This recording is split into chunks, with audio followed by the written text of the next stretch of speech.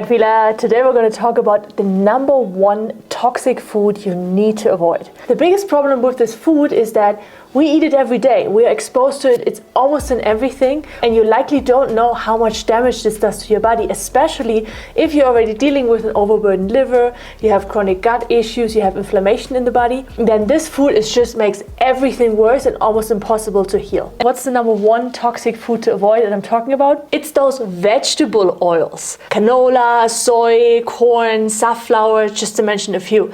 Now, did you notice something when I'm talking about vegetable oils? None of those oils are from vegetables. They are from grains and from seeds. But what makes them toxic? Why is a seed or a grain, what's toxic about it? Any guesses? I'm going to give you a second right now and I want you to just think about it. And let me know in the comments below. Pause the video for just a moment and let me know one reason why those oils, those vegetable oils, can be toxic for your body.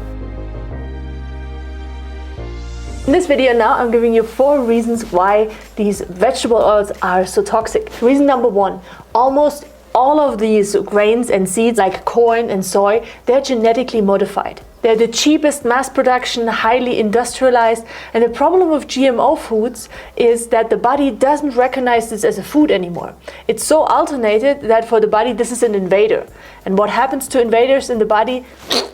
Inflammation. Reason number 2 might shock you, so better sit down, because this, if you melt this on your tongue, you're really gonna never want to eat vegetable oils again. One reason why those oils are so toxic for your body is because during this mass production they get sprayed, they're pesticides, insecticides, chemicals like crazy. And now wait for this. Now guess what happens when you press all of those plants, you press them into oil, are now concentrated in this vegetable oil. How do you think an overburdened liver and already toxic body reacts to that?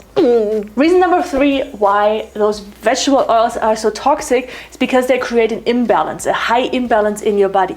Your body is never meant to be first thing to eat oils. Oils are not a natural food, they are 100% concentrated fat. But those bad vegetable oils that I just mentioned, corn, canola oil, soybean oil, they are high in omega-6 fatty acids. Now there's nothing wrong with omega-6, it's just a problem when there is an imbalance between omega-3 fatty acids and omega-6. They need to be in a balance. For example, plant-based, vegan-friendly hemp seeds, not the oil, they have a perfect balance between omega-3 and omega-6.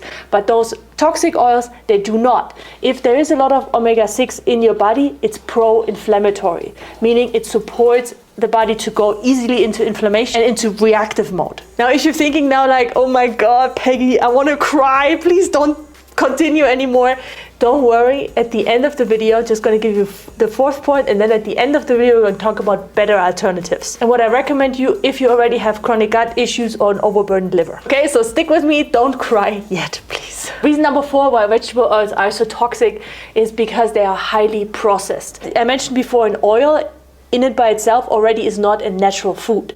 But those oils, they are chemically altered. They go through an industrialized process that's called hydrogenation. If you take canola oil, for example, or soybean, when it's pressed out of the grain, it's liquid. Now to make it into margarine, it needs to be solidified, and this solidification process is called hydrogenation, which alters the chemical state of the oil and produces trans fats. It makes these toxic vegetable oils 1,000 times more toxic for your body. It comes in everything. It comes in margarine, it comes in cookies, bakeries, in vegan bakeries, pastries, bread, in everything. I promised you bonus content before we come to the better alternatives and what I would recommend you to do if you have gut issues, liver issues.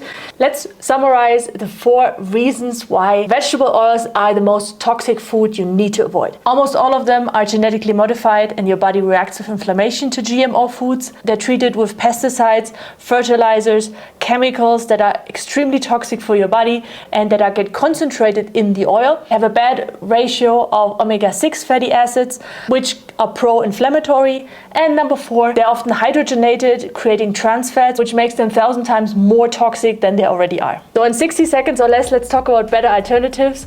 In general, what I would recommend, if you want to heal your gut, you have liver issues, you feel tired all day long, gut anxiety, I would recommend you to just keep your fingers away from oils at all for a while, because it puts such a burden on the body and it's not a natural food at all. If you need a meal plan, you need some guidance, I link you the 1 week gut healing challenge, which gives you all the information that you need to heal your liver and your gut. It's in the description below and also up here. If you do not have any issues and you just want to know like what are better alternatives, raw organic coconut oil is amazing. It can be heated. It's not turning toxic if you heat it.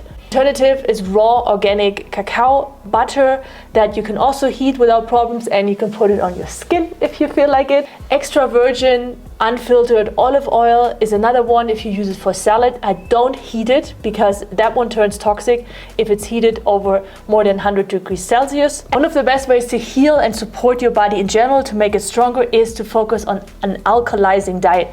I've recorded this video for you here, which foods are alkalizing for your body and help to combat all the damage that those hydrogenated oils or vegetable oils did to your body. Watch that now.